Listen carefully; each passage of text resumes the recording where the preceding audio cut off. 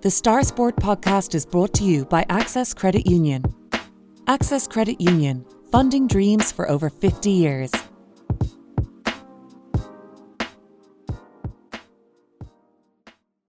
Close your eyes and pull like a dog. And a new Irish record for Phil Healy, 22.99.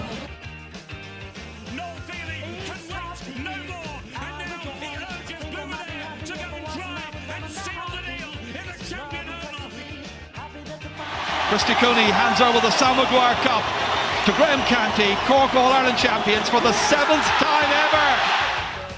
So hello and welcome to another episode of the Star Sport podcast. I'm your host Matthew Hurley and I'm joined today as always by Star Sport editor Kieran McCarthy. The Star Sport podcast is brought to you in association with our friends at Access Credit Union. Access Credit Union, where your bank really does matter. Choose Credit Union, choose local, choose community. Now later on the show we will be joined by former Bandon Athletics Club athlete Laura Nicholson, running for her college, the University of Toledo in Ohio. She continued her impressive form of late when she raced to a new 1 mile personal best at the Boston College Eagle Elite Meet recently. But first, we'll look at some big stories that happened in the world of West Cork sport in the past week or so. And we have to start here, I suppose, with the Cork footballers. They lost in the Alliance Football League Division 2 clash. They lost to Monaghan in Enniskeane on a scoreline of 316 to 115. We were saying on last week's podcast it might be a crucial game in terms of promotion, but as it turned out, Meath in another game beat Roscommon by 218 to 17 points. So the situation is Cork are on 4 points, Monaghan, Roscommon and Meath are all on 6. There's 2 points separating the top 3, as well as Cork, Cavan and Louth are also on 4 points as well. So Division 2 is all very tight, but I suppose the game this weekend against Roscommon, which is this Saturday at 7 p.m. in Supervalu Páirc Uí Chaoimh, is even more vital now. Yeah, the last couple of weeks, Match, we've been saying these are must-win Cork games, and going into this game in Páirc Uí Chaoimh on Saturday evening, and again, this is a must-win game for the Cork footballers. Like you outlined there, it's so tight in Division 2 right now, but we're over halfway through, so there's only 3 games left. So Cork really need to get a move on if you want to push up that table and get one of those 2 promotion spots, and that's why this game against Roscommon is such a big game, because Roscommon are 2 points ahead of Cork right now. If Roscommon win, they go 4 points clear and Cork won't catch them. But if Cork can win, go level in points at Roscommon, and it sets up a really interesting last couple of rounds of the league when Louth still have to come to Páirc Uí Chaoimh, and Cork still have to go to Cavan, I think, in the last round. So it's such a tight Division 2 right now. It's always been a kind of a very entertaining division, and it's proven so again this season. But the bottom line is the Cork footballers have to beat Roscommon on Saturday night. And you were up at the game against Monaghan last weekend, Matthew. Obviously a disappointing defeat for Cork, and the damage looked like it was done in the first half. So could you see any kind of, I suppose, kind of green shoots there, kind of that would give Cork fans hope going into Saturday evening against Roscommon? I think the midfield battle we won against Monaghan, so I think that's definitely an angle where Cork would actually hurt that Roscommon team. I think attack-wise, we're still creating a few goal chances. Colin Manny created one in the second half, obviously saved by Rory Beggan. Mark Cronin got a penalty, and that was in the lead-up after a goal chance from Matty Taylor as well. Chris Oak showed some bright sparks in the first half. It was just a big mountain to climb in the first half, to be honest with you. It was just too many goals went in. Monaghan had a good few goal chances themselves. I think what will probably anger John Cleary more than anything, and he said in the post-match interview as well, is the one-on-one defending and the goal chances they were giving up. Like they could see that I think it was 5 goal chances in the first half, and one of them, obviously 3 of them ended up in the back of the net. Another one was ruled out for a square ball early in the game after 5 minutes. That probably should have been the warning sign for Cork. And then another goal chance whizzed over the bar as well. So there was a lot of goal chances given up, and Cork have conceded the joint most goals in the division so far with Down and Westmeath. And Down and Westmeath, for context, are the bottom 2 teams in Division 2. So it's definitely an area where John Cleary's side have to improve. But then again, you look at like even the Meath game against Roscommon on the Sunday then, Donal Keoghan man-marked Dermot Murtagh. Dermot Murtagh scored 125 or 25 points going into that game. He didn't score anything on Sunday against Meath because Donal Keoghan marked him out of the game. So I wonder, Kieran, could that be an angle that John Cleary takes on as well? Put someone like a Danny O'Mahony or somebody like that on Dermot Murtagh, keep him not scoring as much. And then possibly there's an avenue to beat Roscommon there because there's only one other player other than Dermot Murtagh to score more than 10 points for Roscommon in this campaign. Coincidentally, that's his brother Kieran. So, could that go a long way in stopping this Roscommon team? But having said that, Cork have to improve defensively first and stop conceding goal chances, I suppose. That's exactly it, Matthew. Cork have to improve defensively. Like you said, that's 3 goals conceded against Monaghan, 3 goals conceded against Westmeath. That's 6 goals in the last 2 games alone, which isn't good enough for a team that wants to get up to Division 1. So Cork will have to tighten up at the back. But in Cork's defence, the defence is missing an awful lot of players right now. We've seen a lot of injuries over the last while. Like Sean Meehan, Maurice Shanley, these fellas are out. So I think Cork missed up to 6 defenders, is it? Which is an awful lot to take out of any team. So and it sounds so simplistic to say, as in Cork need to tighten up defensively and score more at the opposite end. But this is where we're at with this Cork team right now, because you can't keep conceding the amount of goal chances that Cork are conceding and hold on to a realistic promotion push. So something has to give somewhere. So I think we'll have to hopefully see a better defensive performance from Cork, but also up the other end. It was interesting. Chris Oak got the hat trick against Westmeath in the previous game, and Monaghan had their homework done on him, and he was restricted the last day. Brian Hurley wasn't involved at all against Monaghan, and it's kind of would we see him this weekend or not? Maybe not. He's kind of struggling for fitness right now.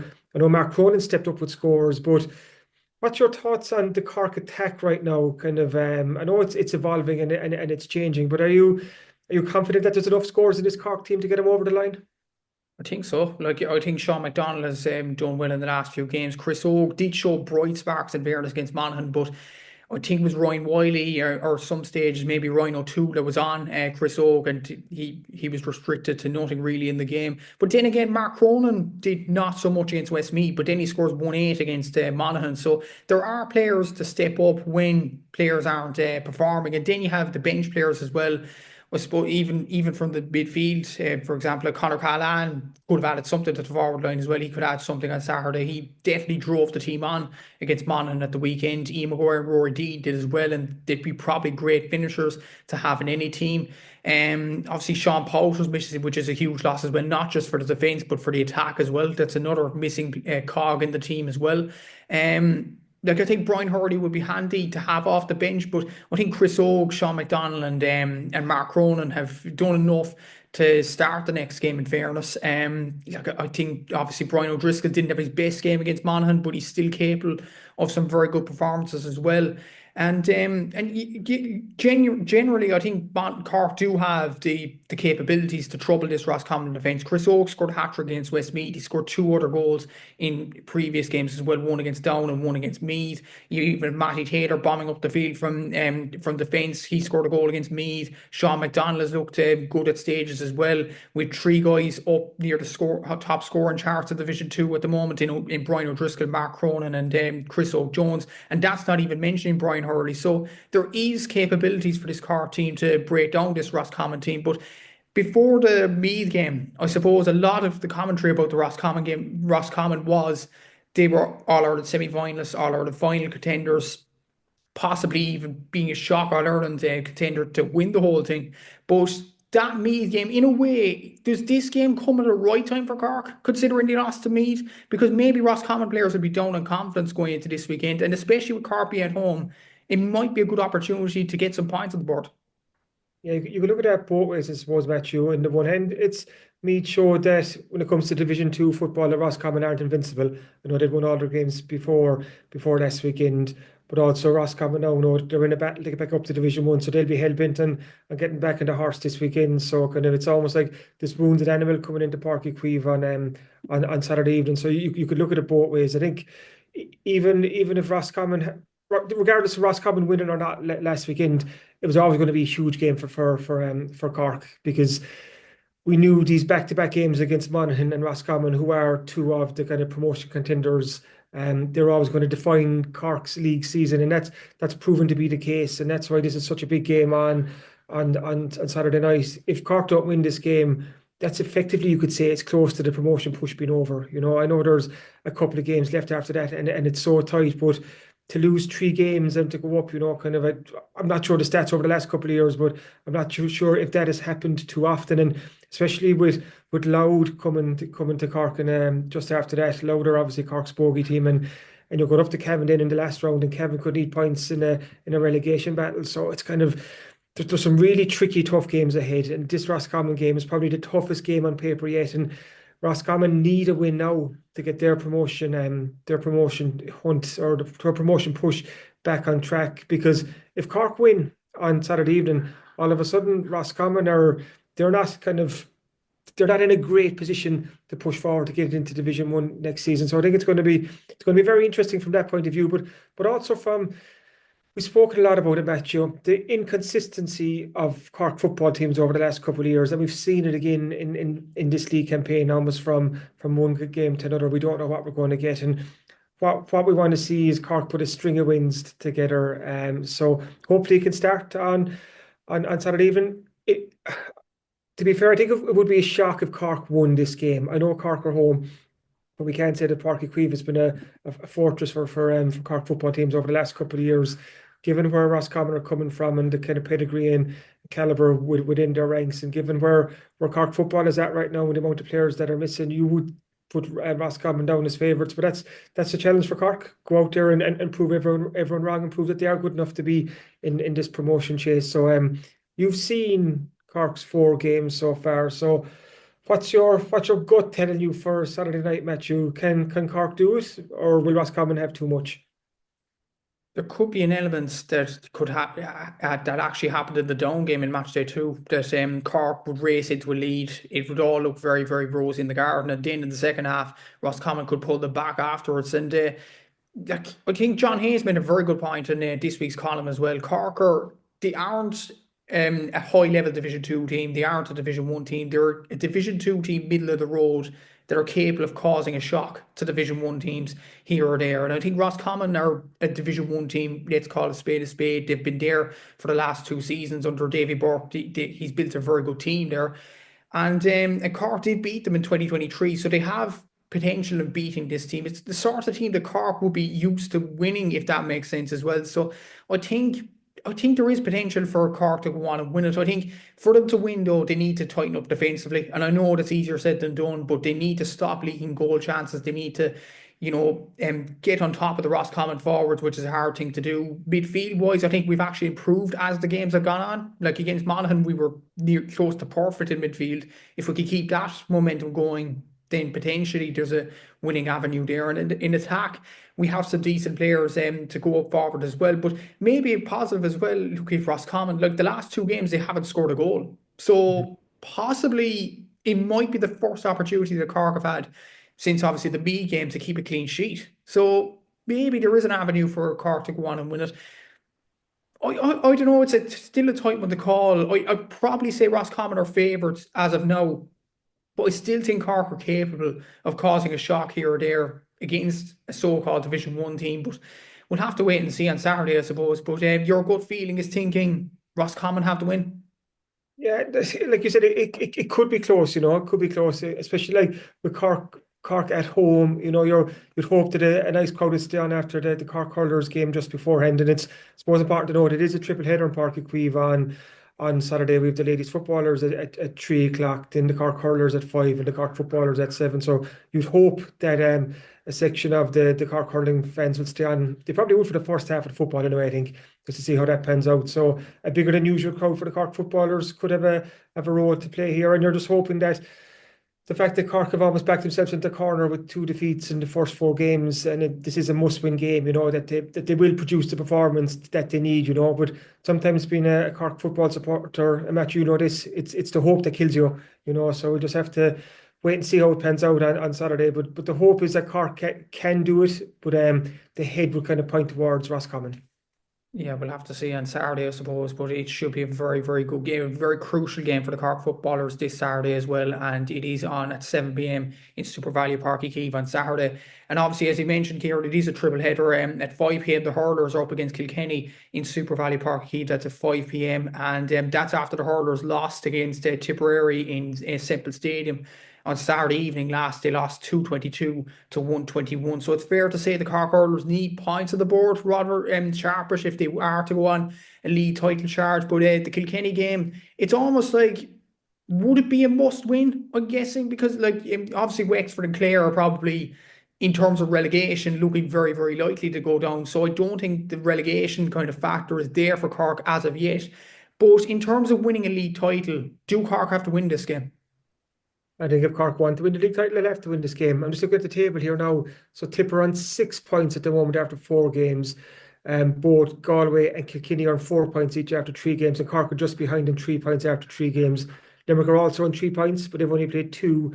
Then while the bottom 2 are Wexford. Wexford have 2 points after 4 games, and Clare are pointless after 3. So Cork are mid-table in the Division 1A right now, and a win against Kilkenny will reignite the Rebels' kind of league title aspirations. It's just, I think, and we've said it before, it's almost this league, we'd love to see the Cork hurlers win some silverware, because again, it's important to win, to have trophies to kind of to show. It's almost that physical representation of progress that is made, and I think that's what Cork need to do now. Obviously, getting the All-Ireland final last year was super, but you have to back that up.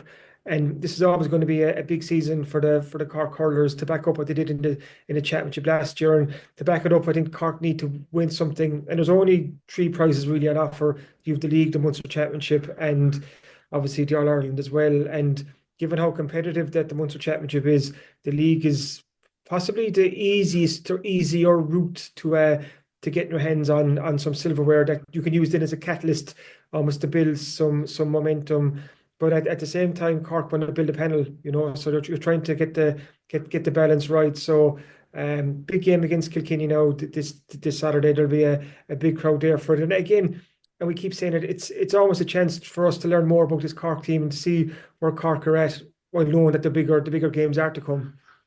Yeah, exactly. And it should be a very interesting game this weekend against a decent enough Kilkenny team who will probably want to get points on the board as well. And it should be a very good game. That's the second of the triple header in Páirc Uí Chaoimh this weekend. The first of the triple header is the Cork ladies. They're up against Roscommon at 3 p.m. That's after Joe Carroll's side beat Monaghan up in Castleblaney last Sunday by 1-9 to 1-3. Cork are in a very good position at the moment in Division 2. They're only 3 points off Galway, who are on 12 points. They're on 9 points themselves. Donegal and Monaghan are both on 6.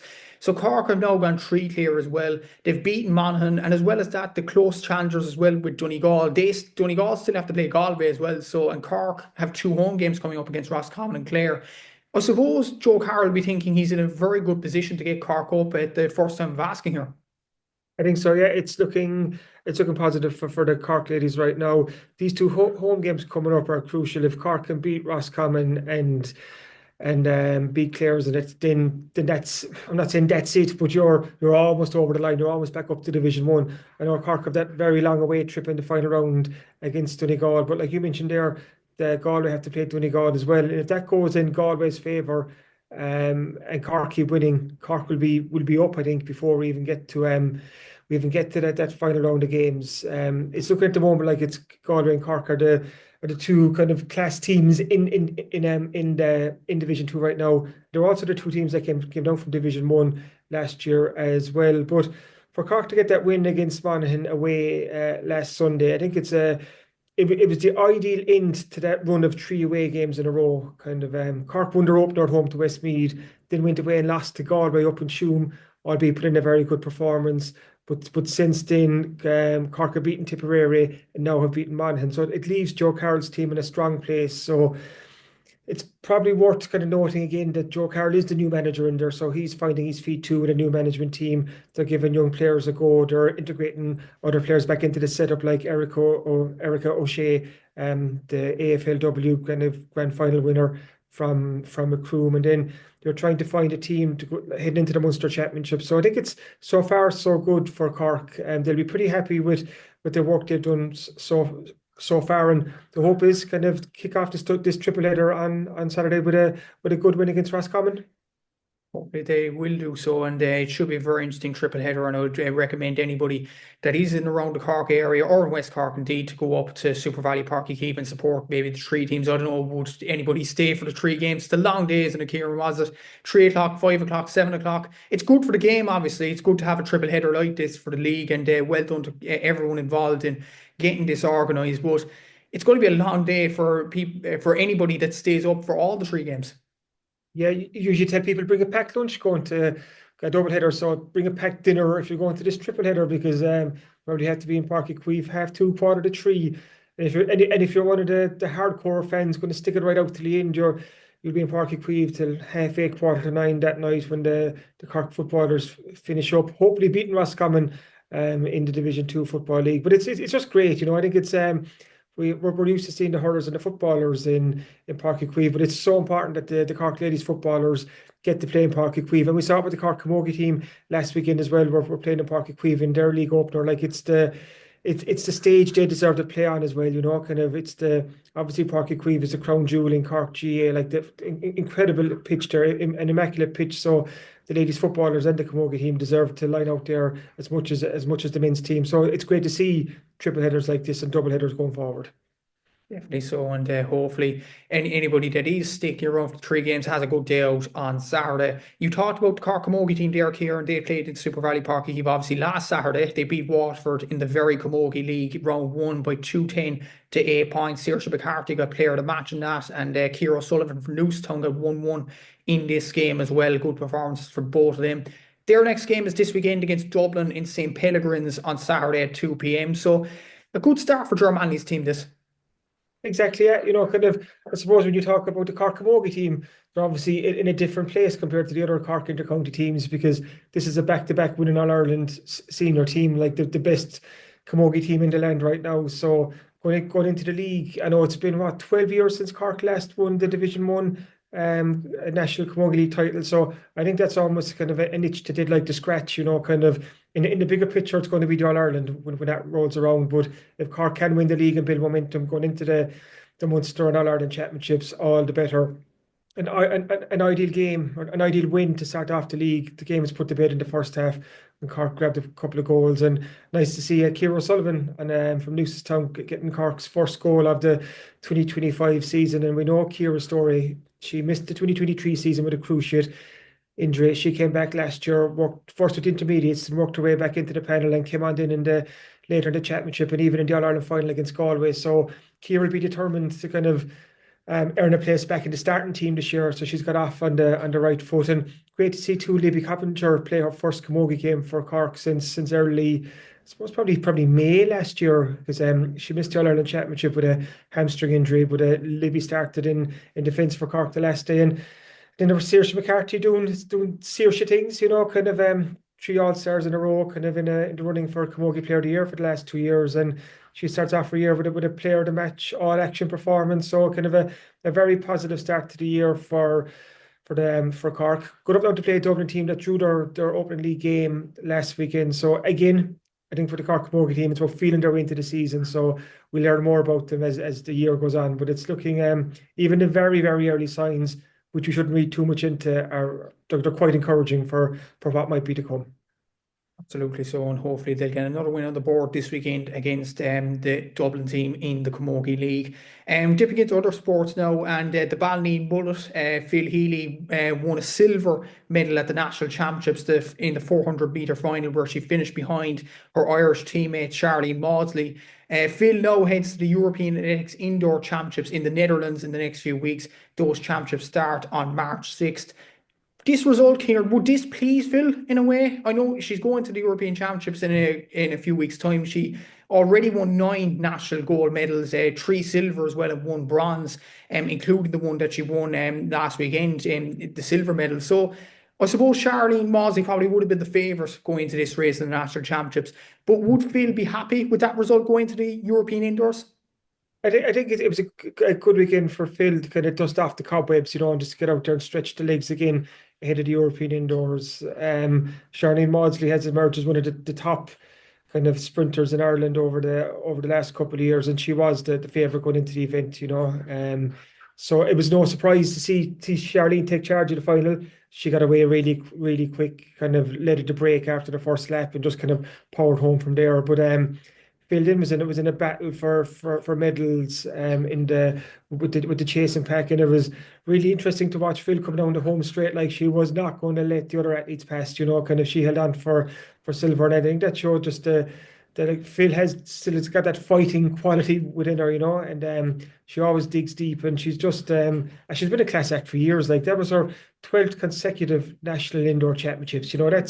That's some longevity, and our coach Jim McCormick was on X during the week, kind of hailing her durability as well, and it really is, kind of just. Suppose if you step back for a second and just realise what Phil has done for Irish women sprinting over the last decade, before the likes of Charlene Maudsley and Sophie Becker and Rashida Adelecki came along, Phil Healy was holding the torch for a good few years there on her own. Kind of, she was setting the standards, breaking the records, so that she's still there now is a testament to her. And she's going to go to the European indoors on an Apeldoorn in the Netherlands early next month. It'll be Phil's 5th consecutive European indoors as well.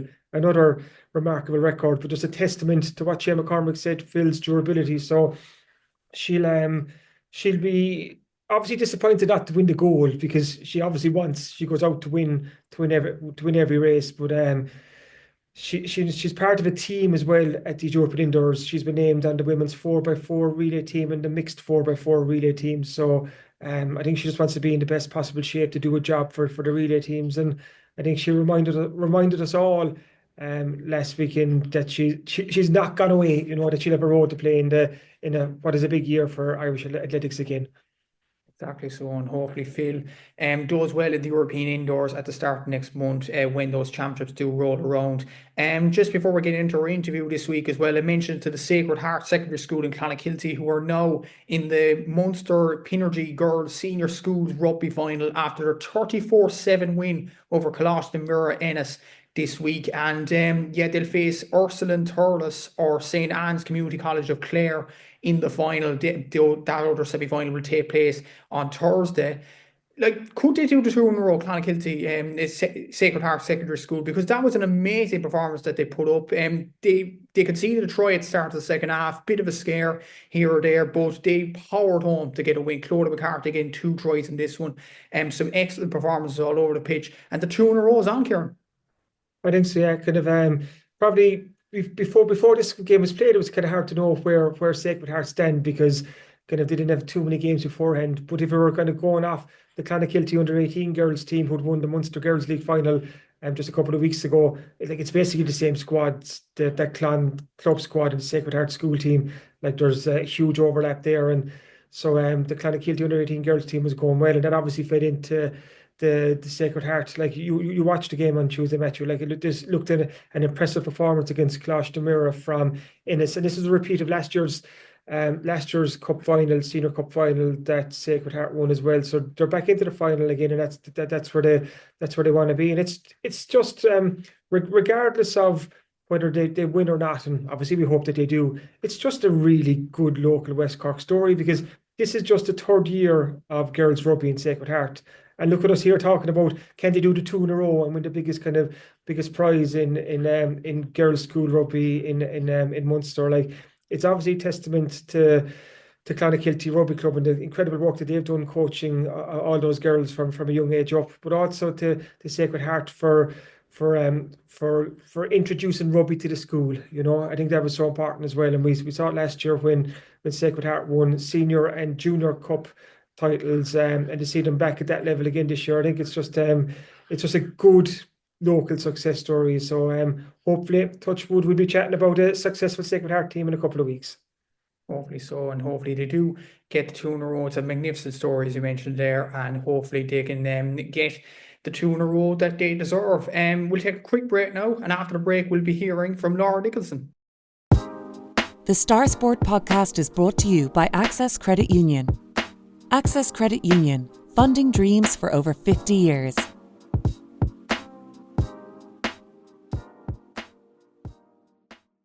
So welcome back to the podcast, and in a while we'll be hearing from Laura Nicholson after she ran a 1 mile personal best in the Boston College Eagle Elite meet recently, and she smashed her previous PB by almost 4 seconds. It saw her surge up to 4th in the all-time Irish women's indoor 1 mile ranking too. So yeah, Kieran, it's a brilliant story obviously with Laura Nicholson here, and you chatted her during the week.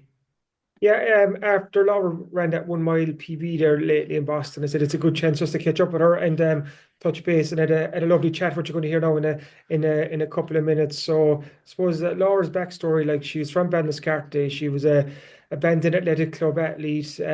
She was named the West Cork Junior Sports Star of the Year back in 2017 because she had an incredible year that year in terms of winning national titles, setting personal bests, and she was kind of that wave of talented young athletes coming out of West Cork. And she moved to Philadelphia in 2019 to start a sports scholarship with Temple University, where she spent 4 years there. But her first 2 years were just kind of blighted by injury, kind of year after year. But after 4 years, she swapped Philadelphia to go to Ohio, to the University of Toledo, where she's now. And she makes the point that she's grown up an awful lot in her time in America. If you think about it, Laura's 24 now. This is her 6th year in America. So she spent a quarter of her life kind of in the States, kind of in that American college system. And that's anyone will know, like, from 18 to 24, like, you do an awful lot of growing up and maturing and stuff. And like she says, what the University of Toledo, the Laura that they see now is different to the Laura who arrived in Temple University 6 years ago now. But it's just great to see that she's punching in fast times at the moment. She set a 3,000 meter PB back in December, a 1 mile PB just in St. Valentine's Day, actually, in Boston. So she's shown the potential that is there, and she's shown form and stuff, and she's making all the right moves. So it was just great to catch up with her. It's just we have a lot of local athletes now, young local athletes who are over on scholarships in America. We've talked before about Jane Buckley and Maeve O'Neill in Providence, in college in Rhode Island. Sean Lawton from Doris is over in America too, and Laura's one of those trailblazers who's out there six years now. So it was a good time to catch up with her. And when we started talking first, it was just I started to ask her about that 1 mile PB that she set recently. Delighted now to be joined on the Star Sport podcast all the way from across the Atlantic in America is Laura Nicholson. Welcome to the podcast, Laura. Thanks, Kieran. You've had an incredible journey. Obviously, we're going back years ago. You were the West Cork Sports Star Junior Award winner.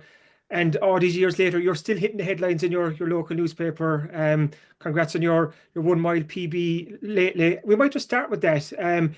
You set a smashing new PB in the indoor 1 mile. You're the 4th fastest Irish woman ever over the indoor 1 mile.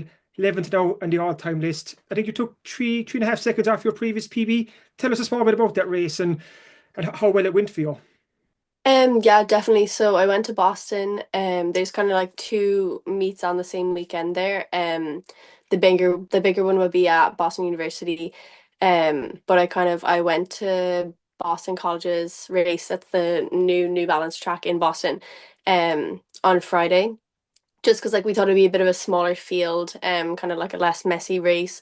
So I was actually kind of disappointed, just with the way that I raced it. Like, I don't know, we thought that it would kind of get out really hard at the front, so I was kind of gonna go like in the back, but I kind of let myself fall off like the front pack a bit too much, and then just came back really hard over the last 800 meters.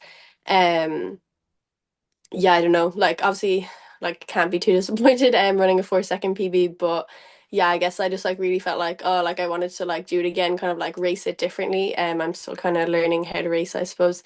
So then I went again the next night at BU, and I ran like half a second slower. So I was pretty happy with that. Just, I don't know, going back to back 2 days in a row, kind of running the same time. Like, I am happy, but I guess it's also frustrating because I felt like I could run faster. If I can do it 2 days in a row, then like if I had another shot. But yeah. Isn't that a great place to be, Laura? Like, you ran a 4:30.85. That was your PB, but to come away frustrated, probably feeling that there was more in you, like that's a real sign of progress. Yeah, definitely. Yeah, I'm definitely really grateful just like to be healthy and just kind of able to train, I suppose, at the moment. Like that's really the only thing. Like that's what's the thing with the sport, I guess. Like you just have to be able to kind of like consistently train for like months and years, and that's kind of like when you start to see progress. But yeah, it's definitely a really good place to be. You ran a 3,000 meter PB, I think, before Christmas as well. So you're obviously feeling good right now. Yeah. Hmm. Yeah, definitely. I was kind of disappointed with that one as well. I don't know, my older sister's always giving out to me because she's like, oh, she's never happy. But I don't know, especially just like the way the sport is going, like everything's just getting so much faster. I'm probably going to miss out on NCAA nationals for indoors, but like any other year running 4:30, like you definitely would have got to go. So it's just like every year it's getting faster, faster, faster. Um, so yeah. And what you put your improvement down to this year, or well, not improvement in terms of faster times? I'm honestly just getting a bit fitter. Like I used to like I've always kind of had a bit of speed just like naturally. But yeah, definitely like my weakness was just like not really having like that aerobic base. So I've really been working on that, just kind of doing like it's easy stuff to do, like just like the tempo kind of runs. So it's like nothing crazy or kind of fancy, but yeah, just like week after week kind of just yeah, I suppose I've been building my mileage a bit more as well. So yeah. And looking ahead, so for the weeks ahead, what's coming up in the kind of college schedule? So we have nothing this weekend, and then we have our conference championships meet the weekend after. It's kind of a small enough conference, so probably nothing crazy will happen at that. I don't know, I might do the 3K there just like for a bit of a race. Um, and then after that, I guess I have to see if I'm going to make it to NCAA Nationals, which is in Virginia Beach. I think the weekend after that, I don't know the dates. It's sometime in March, second weekend of March, I think. But yeah, I'm ranked 22nd at the moment, and the top 16 get in. So like a few people won't do it, but I don't know if eight people won't do it. So yeah, I just kind of crossing my fingers. But after that, yeah, I suppose then I'm kind of just gonna train for the rest of March and then get ready for the outdoor season. Oh, great stuff. Like it's kind of you've had some adventure across in the States because let's go, you're with Toledo, the University of Toledo now in Ohio, but Yeah. back to the very start, when you left West Cork to go across on a scholarship, like was that a big decision for you to make at the time? I suppose I was just kind of young at the time and I didn't really think too much about it. I was kind of like in fifth and sixth year in school, and like coaches just be like texting me on Facebook and stuff saying like, hey, do you want to come to America? And obviously I was like interested. So I don't know, I kind of went over to like visit two schools with my dad, and obviously like the facilities and everything are just like mad, and like there's like 30 girls on your team for you to train with, so it was kind of a no-brainer. Like I don't know, I just wanted to go. My coach at the time, he was like moving to Doha, so like I don't know, it just kind of made sense. um Obviously then like when I went over there it was kind of different than I'd expected. I kind of got very fairly injured the first 2 years I was there, which at the time was bad, but now I can still like be getting a master's degree and still running, so it's working out now for me. So yeah. When you went first, it was to Temple, wasn't it? You joined Temple Temple University in Philadelphia, yeah. in a couple of years there. So kind of in Yeah. terms of Temple, those couple of years, like you said, you were injured those couple of years. So were they hard, kind of you were in a new country, you were trying to kind of find your feet, injured, couldn't do what you wanted to do in terms of run and train and stuff. How Yeah. did you find those first couple of months and years? Yeah, so it was my first 2 years at Temple. I was kind of injured. I had stress fracture both of my femurs like one year after the other. And like at the time, I suppose it wasn't great. Like I was upset, but kind of in hindsight, I'm almost nearly like not glad it happened, but sort of. Because I don't know, I guess I kind of took that time to like develop more as like a person than an athlete. Because like when you're a teenager and you're like so into a sport, like it almost kind of becomes like your whole identity. So then I don't know, I kind of feel like that like gave me space to like kind of step back from the sport and kind of like see myself as like a person before a runner. And I think like that stood to me now because it's like helps you like deal with the bad days, and like I don't know, if you don't have a performance that like if you have a bad performance or whatever, you're like upset with your race, it's like you're fine because like you're still like confident in yourself as a person, not just like your whole confidence is tied into your running, if that makes sense. Yeah. That's kind of interesting in that take. So, Laura, is in like you don't want your identity just to be Laura the runner, Laura the athlete. Like kind of the athlete is one part of who you are. Yeah, definitely. Like I don't mind if other people are seeing me as that, like that's fine with me. But yeah, I suppose like something we because a lot of the girls on my team here are a good bit younger than me. So that's kind of something we talk about, just like I don't know, being able to like like yourself as a person, not just like yourself because you're running fast, so then you hate yourself when you're running slow, that kind of thing. Yeah. And then let's say obviously you're in Philadelphia in Temple University. How did the move to Toledo come about then? Like, can you talk us through that? Yeah, so I did my 4 years at Temple, so I graduated with bachelor's degree, and we kind of gone through a load of like I think three different coaching changes while I was there, and the team had kind of gotten smaller and smaller, so there's only about six of us left on the team when I was graduating.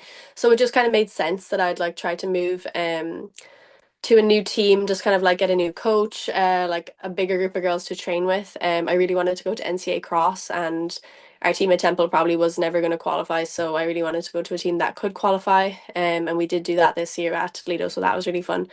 Um, but yeah, I honestly just like so there's like a transfer portal for athletes who want to like go to a different university. So I just kind of put myself in that and talked to about 10 different coaches, to be honest, over the Christmas break. My final year of undergrad. And I just really like the coach here at Toledo. So I don't know, I just decided to come here. I didn't like visit or anything because like I didn't really like, I don't know, I knew that it would be grand. Like when I came here, I just like wanted a coach that I could get along with and training partners basically. So yeah.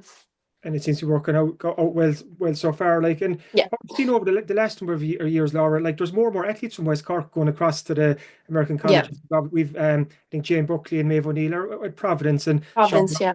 Sean Lawton from Doris has gone across as well now at the moment. And talk to us about, I suppose, if there's kind of young up and coming athletes in West Cork who have the opportunity to go across, like what makes it such a good move to make? Um, I think like for me, it's just like the training partners and like because it is kind of like a kind of be a bit of a lonely sport, and you're just like kind of going out there running by yourself every day, and then obviously like when you're competing, it's just like it's you out there, like you kind of have your teammates around you, but like it's just like you performing by yourself basically, um. So it is kind of like a solo sport, but yeah, I don't know. I just like how it's all just like so built into your routine. Like I don't really have to like decide like, oh, will I go for my run now? It's like, okay, we're going for our run at this time and everyone meets up and it's just kind of like built into your day. Like it's kind of like, brushing your teeth. It's not like, will I, won't I? You just like do it. But yeah, I don't know. I suppose this the main thing is just like that you get along with your coach and like trust them because definitely like especially when you're so young, like trying to find yourself and like figure out what you want to do and you've like big expectations for your running and everything, like just like a coach that will be supportive and like prioritize you as a person, I suppose, before like you performing for their team. You really seem to found a home in Toledo, so like it just seemed to tick a lot of boxes for you straight away. Yeah, it was definitely a bit of a transition moving from Philadelphia to here because it's like a much smaller city. It's more like suburbs type of thing going on. There's not really much to do. Um, but honestly, I kind of need it because like you can't really be doing too much to like run fast. So it's definitely helped me kind of just like have a better lifestyle, I suppose. Like I mostly just like go to practice, go to class, go to the sauna, drink tea with my friends. That's kind of about it. But yeah, I like it. Definitely it's kind of like the people make the place and like yeah, I have a few good friends here, really like the coach and yeah.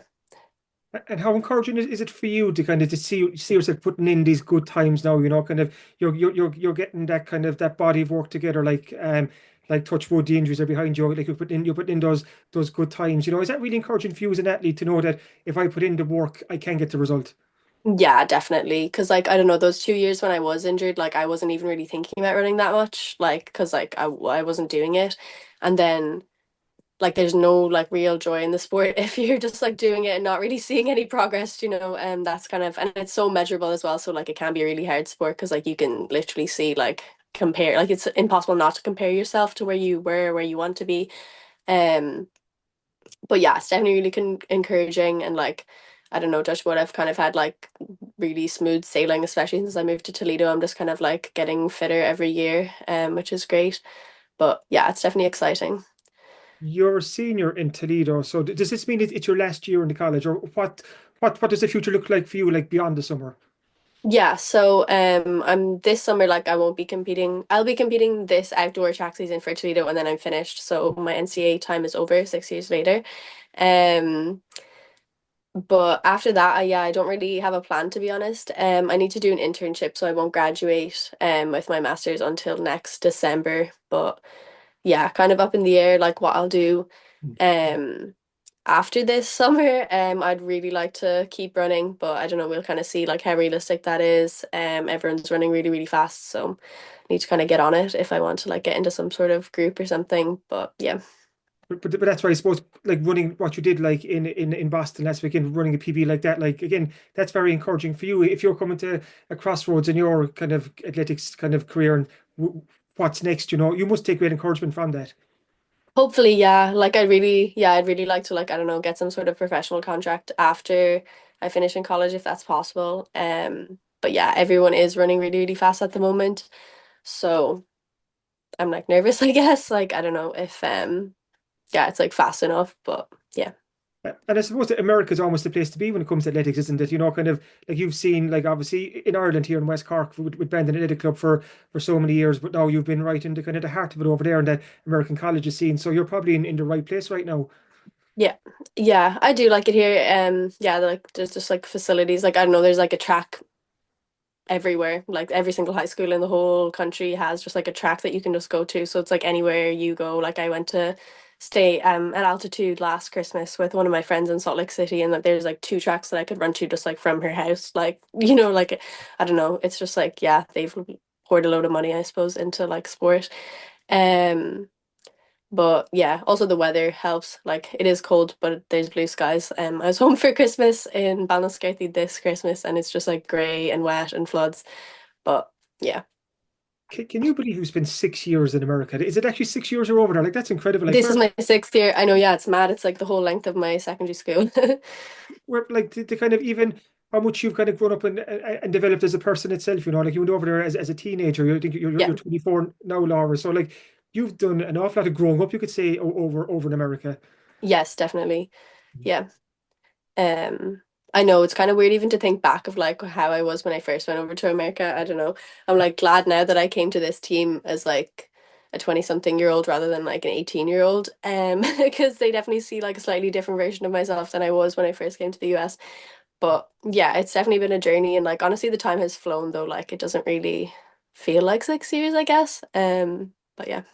And like we mentioned there, the likes of Jane Buckley and Maeve O'Neill and a few more of those earlier. Like, is there like an Irish community over there? Like, would you link up with Maeve and or Jane, or would you get to see them at meets, or how does that work? Yes, yeah, I was just talking to Maeve actually in Boston when she ran 204. It was really good performance. But yeah, we kind of just see each other at races, which is nice. I know I love running into people that I know, just to kind of bit of a like taste of home, I suppose, and just like I don't know, catching up with each other. Um yeah, it's cool. So what's the plan? So kind of, are you planning to come home after the season? Are you any trips home on the horizon or?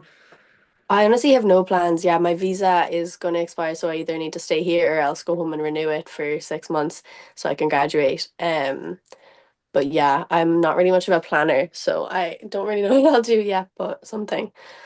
Oh no, good stuff. No, it's been so good to catch up with you, Laura.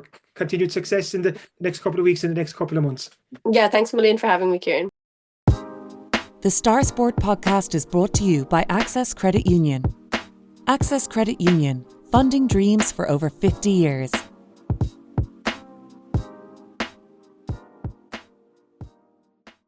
So it is that time of the week again where we look at what's in this Thursday's Southern Star Sports section. So what is in offer for our readers this week, Kieran?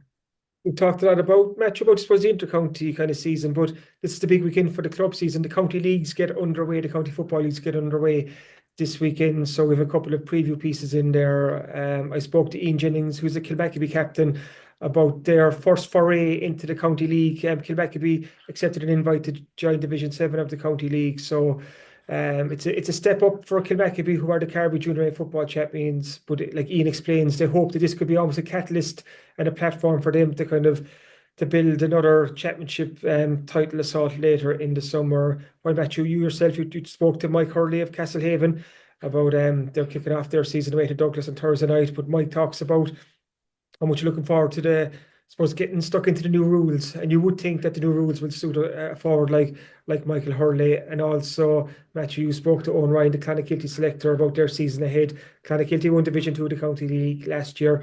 They're up in Division 1 now, and they're being helped by the re-signing of a Kerry forward who did very well for Clonakilty a couple of years ago. They've got Darragh O'Shea from West Kerry back on board. So that's I think it's a good move for Clonakilty for looking later into the summer too in terms of the championship. Also, we have an interview with Josh Wycherley, the Munster rugby star from Bantry, who recently signed a new two-year deal with Munster, and he's also just back from a neck injury that had sidelined him since September. So I had a good chat with Josh, just checking in on how he was since the injury, what the injury was like, the rehab, coming back now, what he did during those 4 months on the sideline to prepare him for coming back, and his hopes and targets for the rest of the season. So it was a good chat with Josh. And just on that, his older brother Finian Wycherley signed a new Munster deal this year as well. So the two Wycherleys are signed up with Munster until 2027 at least. On top of that, we will have the Beamish Cup this weekend. You know, the weather again played spoil sport last weekend. It wiped out 3 of the Beamish Cup quarterfinals, but one did go ahead. Drina Rangers are through to the semi-finals. They did a resounding win over Skibbereen last weekend. So we've all the soccer news, bowling news, motorsport, where Keith Cronin kicked off his British Rally Championship title bid with a second place finish across in Yorkshire. We've basketball, you name it, we have it this week. So loads of reading in Thursday's Southern Star. Absolutely. And as usual, if you are further afield or can't make it to the shops, you could subscribe to the Southern Star e-paper and get the Southern Star on your laptop, tablet or phone. Just go to www.southernstar.ie/subscribe, enter your details, and you'll get an exact replica of the newspaper for less than €2 per week. As always, thanks for listening to the Star Sport podcast, and thanks again to our sponsors at Access Credit Union. If you've enjoyed this, please remember to rate, review and subscribe to the podcast wherever you get your podcasts, and we'll be back again next week. Until then, take care.